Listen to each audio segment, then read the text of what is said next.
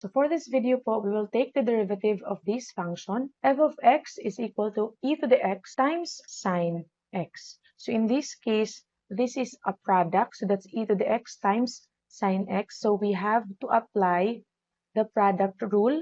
So the product rule is u times the derivative of v plus v times the derivative of your u. In this case, itong si e to the x, siya po yung ating u, si sin x, siya po yung ating v. So, isusulat po natin siya based po sa formula na to. So, that will become u, so let's write e to the x, times the derivative of our sin x, okay, plus v, which is our sin x, times the derivative of our u, which is e to the x. Now, let's copy our e to the x. Ayan. So, we will get the derivative of our sin x. So, the derivative po of sin x is cosine x. Okay? So, the derivative of our sin x is cosine x.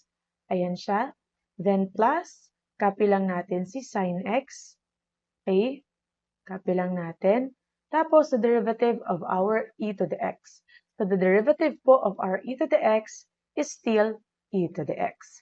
So, yung answer natin is e to the x times cosine x plus sin x times e to the x. Now, as you can see, we have here common, no?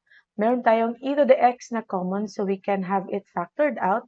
E to the x times cosine x plus sin x.